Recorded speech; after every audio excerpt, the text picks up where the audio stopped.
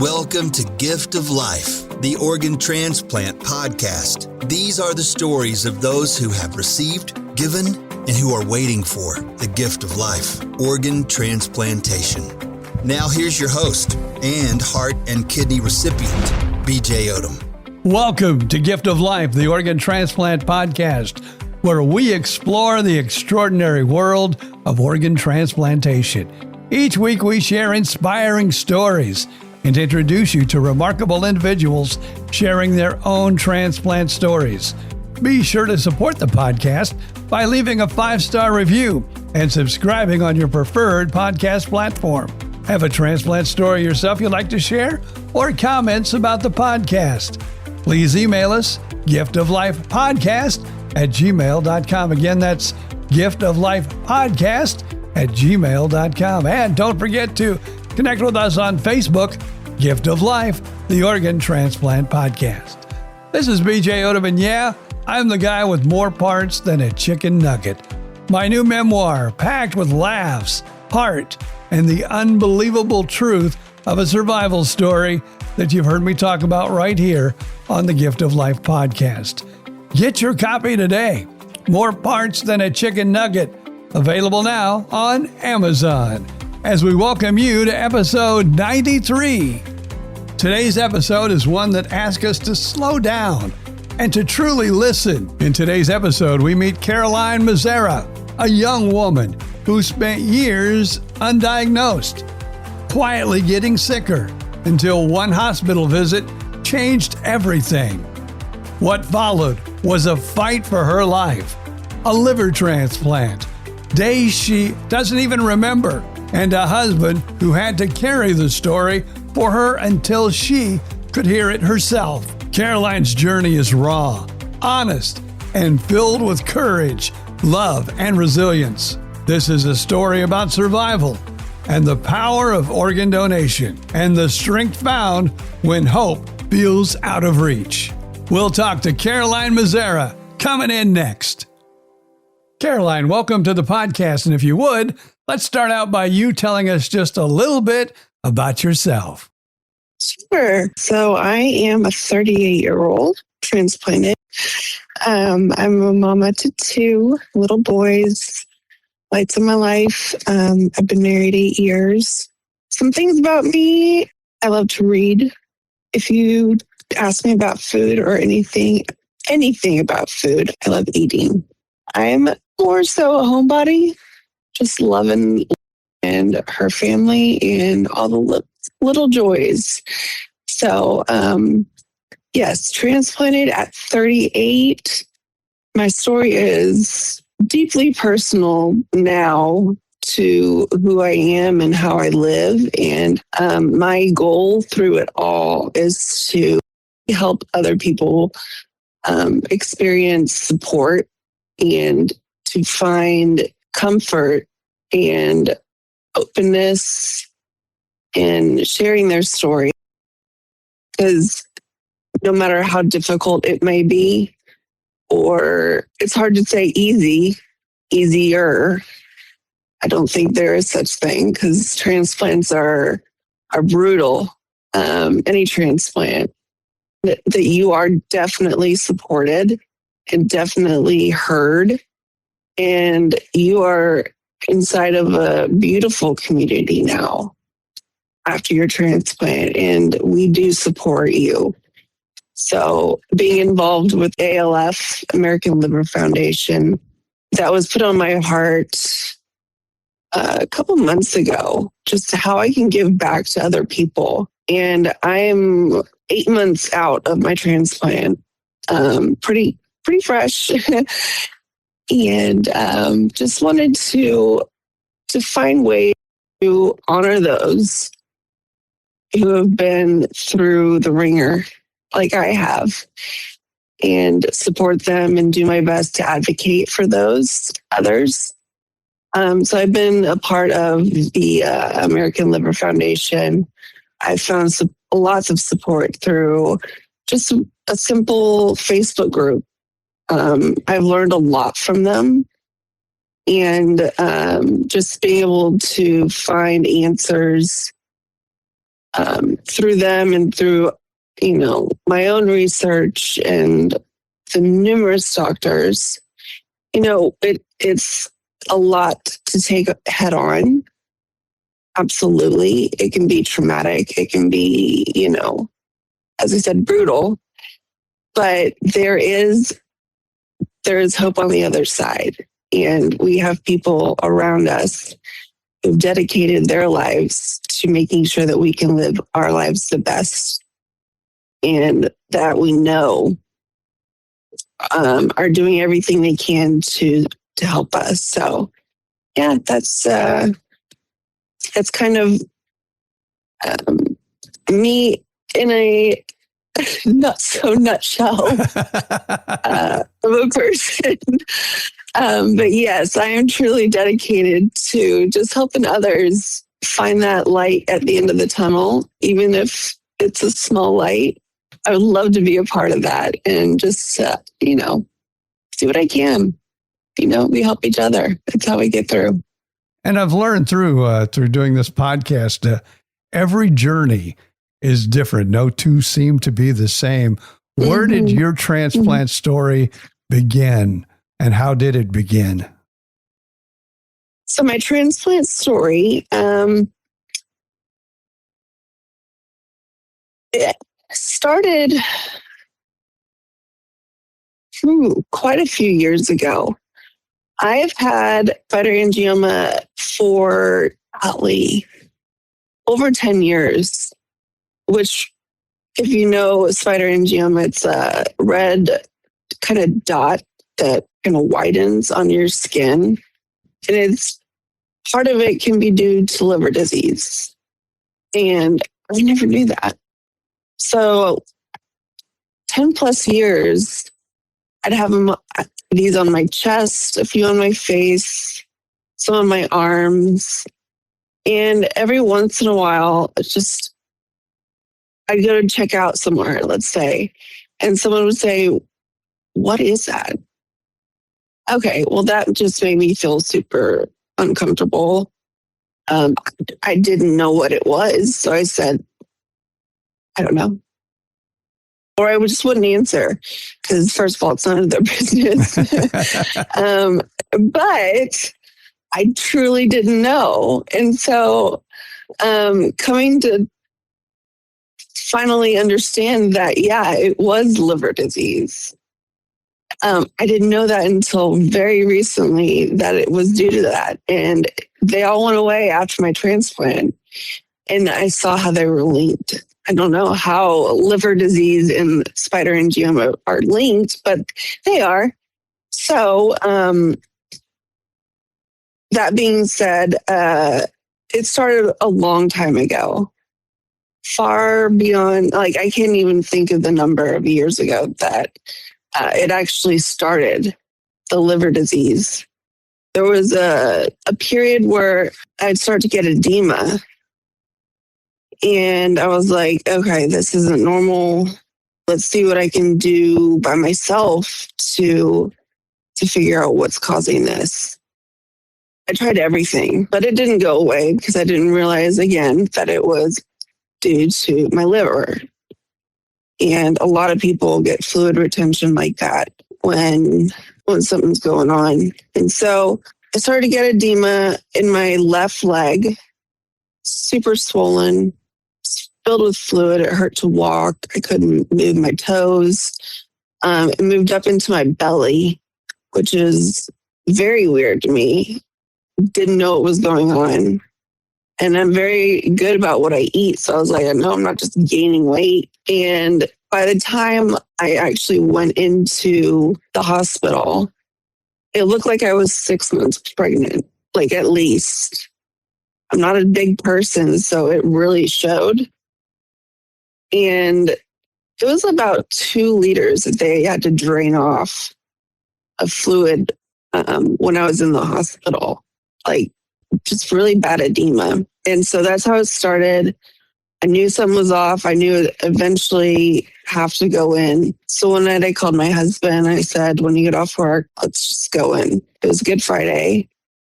In my mind, I was like, they're just going to, help me with this fluid. I'll be out by Easter Sunday. And, I love Easter. It's one of my favorite holidays. So I was really looking forward to that. And I'd been also I'm a panic attack, severe panic attack, like to the core type of person.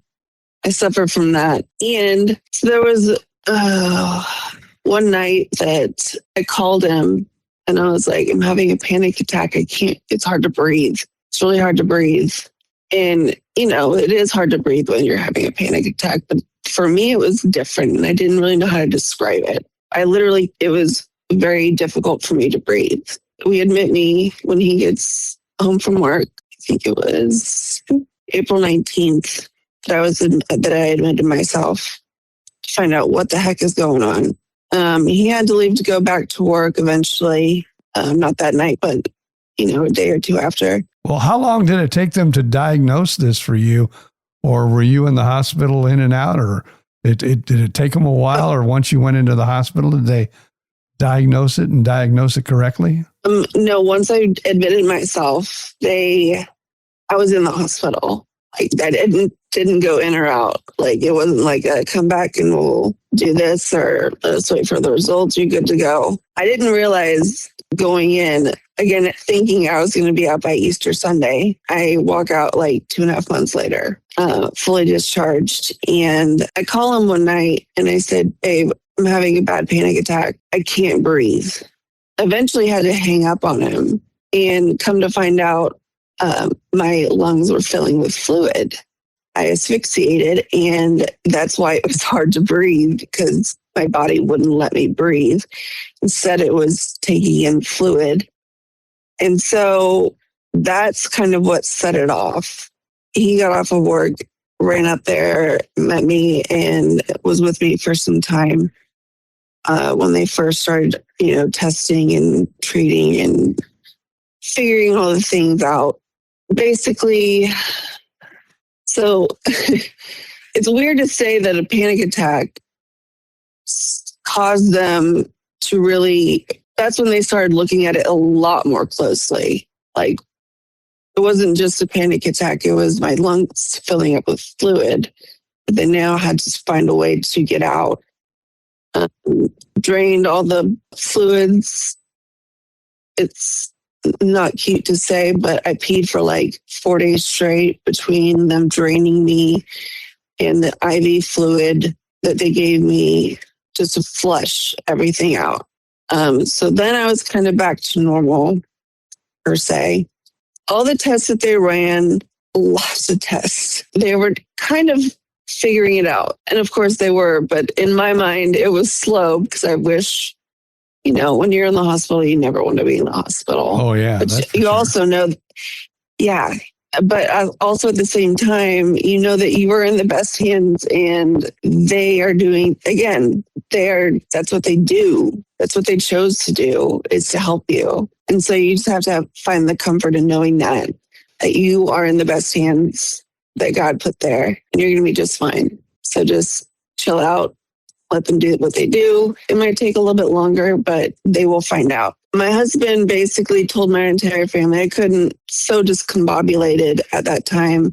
My husband reached out to my family members and said, Caroline's in the hospital. And I got word to my oldest brother, who happened to be one of the leading surgeons at Methodist. And him and his best friend are incredibly close. And his best friend said, okay, I got this. I'm going to put together a specialized team for your sister. I know the right people who will take the best care of her. And just let me make some calls and I'll get it done. She's going to be fine. She'll be in good hands. So that was a huge blessing. Like, it all fell right into place. Garrett was with him and, sorry, that's my brother. And his friend just took over and said, I'm putting together a specialized team for her.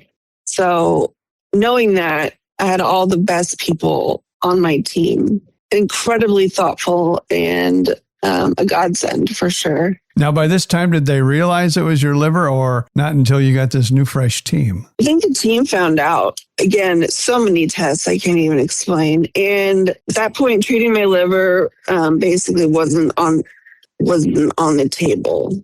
just treating it. Whatever chance there had been of reversing the damage was pretty much gone. And a liver transplant wasn't just the next step. It's kind of like the only step. The week that followed my arrival at Methodist, it was a whirlwind. Again, the tests, the poking, the prodding. I was just exhausted. Not just fatigue, but, the doctors coming in and out and, having to repeat myself to different doctors and, try to figure out what's going on and try to best advocate for myself, but also trying to absorb all this information. The doctors from the different departments work together to determine the full extent of my condition and whether I could be placed on the transplant list. So I was kind of just waiting for someone to tell me if there was still time because my liver was severely damaged at that point. So yeah, they started draining the fluid that had overtaken my legs, my belly. And at Methodist, they refer, or I guess a lot of places refer to all the fluid inside of you, the volume, like the volume. I kind of thought that was funny. My husband told me that it reminded him of a horror movie, and he loves horror movies. And so he was like, okay, that's cool. So she has this volume inside of her. Yeah, about 2 liters that they pulled from me. My organs had been under so much pressure. My skin was stretched and my breathing was absolutely it was just shallow. So after days of drainage of the volume and monitoring the team, they felt that they had removed enough to get a cleaner picture, basically, of what was happening internally. So they made plans to discharge me, oddly enough, nearly a week after I first arrived, which I thought was crazy. There was talk of recovery at home while waiting for a new liver, but then everything kind of changed. So the morning of one of my final tests, they discovered that the volume wasn't just in obvious places like my leg and my abdomen, but also in my bloodstream. So it was everywhere. And when the fluid infiltrates your blood, it can compromise your ability to breathe, severely. So releasing me that Friday was no longer an option. They said, okay, maybe Monday. But I didn't make it to Monday. That Friday, I had that panic attack that aspirated, that was when I aspirated. They diagnosed me with SARS. Basically, my body was starving for air, which is hard to say, but it was. So after the aspiration, I was placed on the ventilator and very much sedated. From that point on, everything that happened was relayed to me through my husband's eyes. It was so sweet. I was in post-op, and it was about a week into it when he came in and he said, I have something to show you. He showed me this long note of what he had compiled through my eyes so that I could remember what I wasn't conscious to remember. Because knowing me, I'd want to know what was going on, and he knew that. And so when I started reading it, I just cried because I was like, that happened and that happened. And it just went on, and it was very from the heart. So how many days were you probably, would you say, were out of it and didn't realize what was going on while your husband was taking those notes? About 2.5 weeks. Okay. Yeah.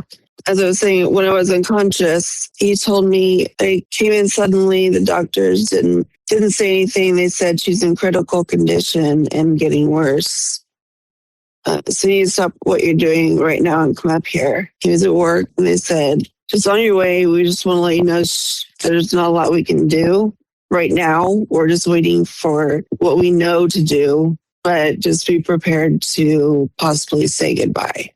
And reading that part, stabbed my heart in a big way.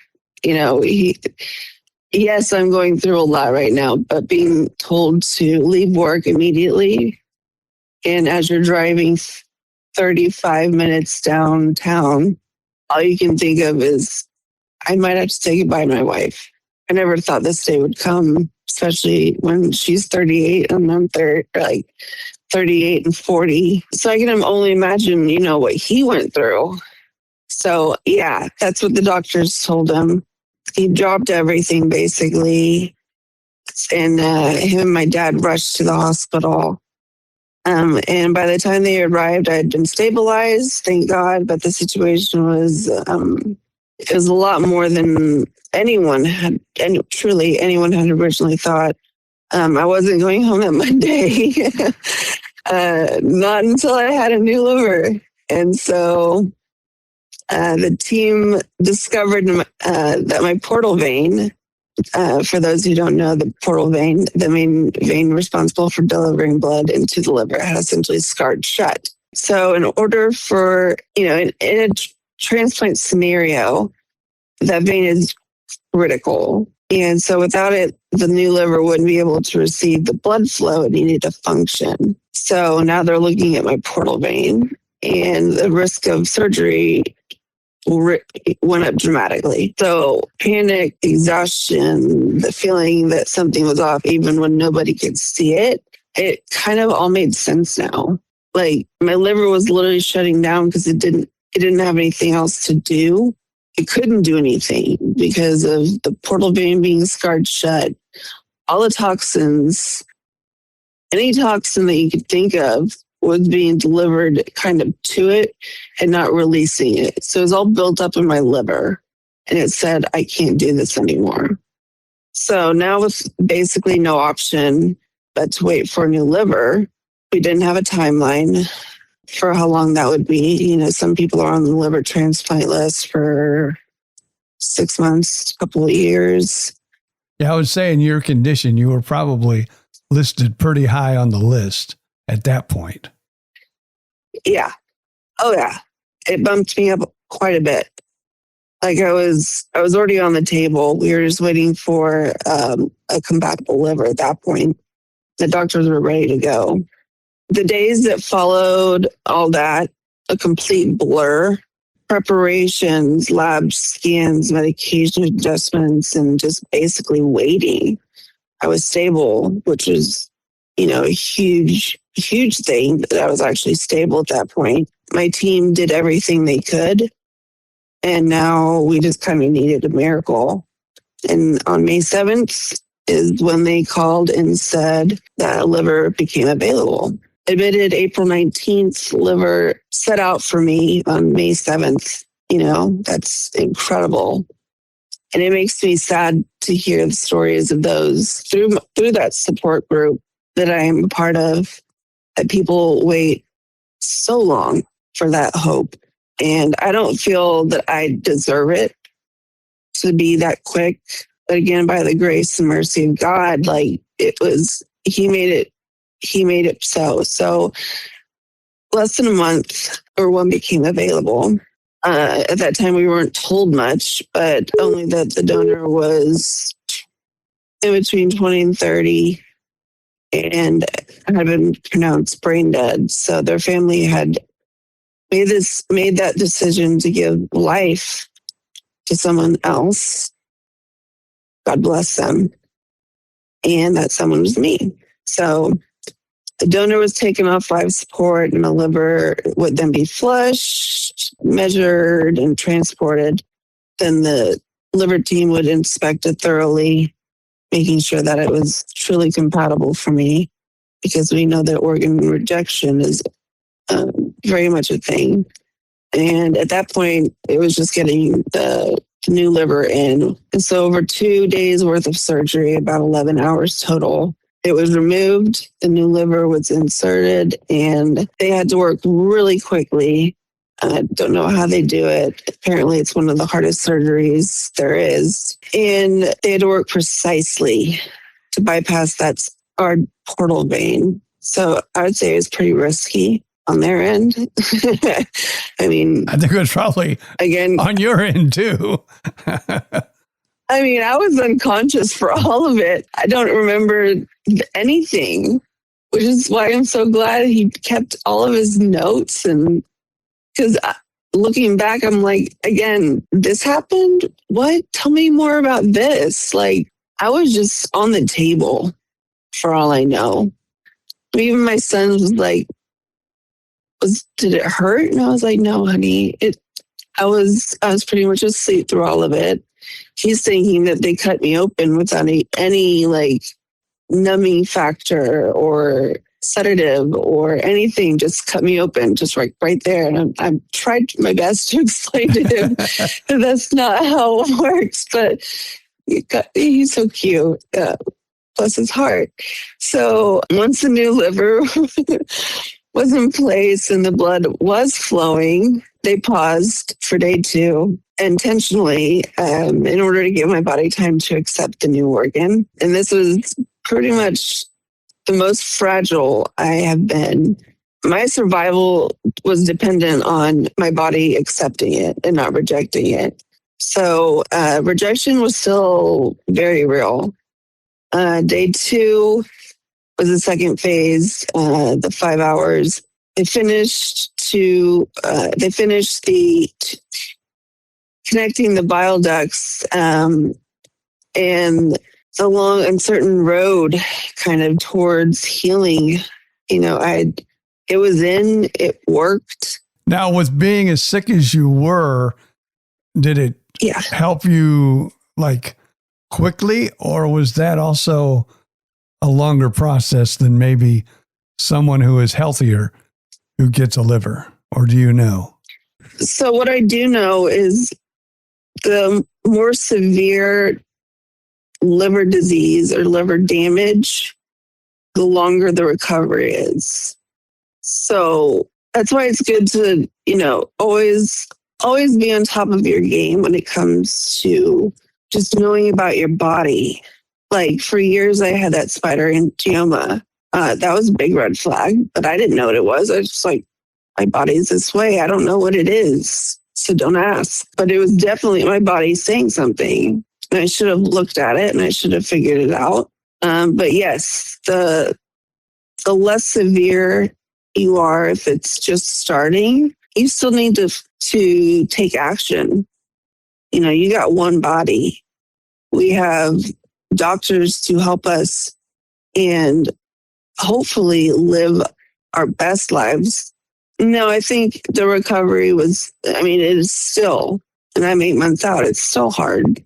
But yeah, always get checked out. Make sure you're doing well. Even if everything, it's going to come back just fine, you still need to do it, So how long were you in the hospital after that you received the liver? After the liver, I'd say probably 2.5 weeks, Okay. long weeks. Yeah, moving from ICU to my bed, which I stayed in the longest, my actual room. ICU was a couple days, I believe, from what I do remember. And I think for transplant patients under sedation, you don't really, it does something to our memory. Oh, for yeah. sure. Oh, yeah, for sure. I've been put out so many times. Has it happened to you? Oh, and I've been put out so many times. It feels like the more they put me under, the more my brain fog is there. Yeah. And you know it. Absolutely. Everything takes time. Yes. I still have memory problems. So I believe it was about 2.5 weeks that I was in my room just chilling. Just nurses. And how are you feeling today? I mean, how are things going today? Because I know we were going to do this interview like about a week ago, and you were having some little bit of sickness, so we're doing it today. Yes. So how are you doing today, and how do you feel your recovery is going? Recovery is still a journey. I'm not going to say it has been a journey. It has been, but it still is. And that's one thing that they do not tell you. Maybe for the lucky ones, they do say it's going to be hard, but I don't think that they do. They just tell you, expect a little weakness, the incision site. No, they put you on meds. And then, as you said at the beginning, the meds are the hardest part. They've altered my mood severely. Now, are you on, what are you on, if I may ask? Because prednisone is one of those that can really play with your mind. Prednisone is terrible. I don't. It's one of those that I've been on it. Absolutely. Under tacrolimus, I'd say it's my second least favorite of the entire slew of medications that they put you on. I've been taken off, you're taking off some at 2, you're taking off some at 6. By 8, you're on just a couple. But yes, the recovery is still hard. I'm a small person when it comes to like body type.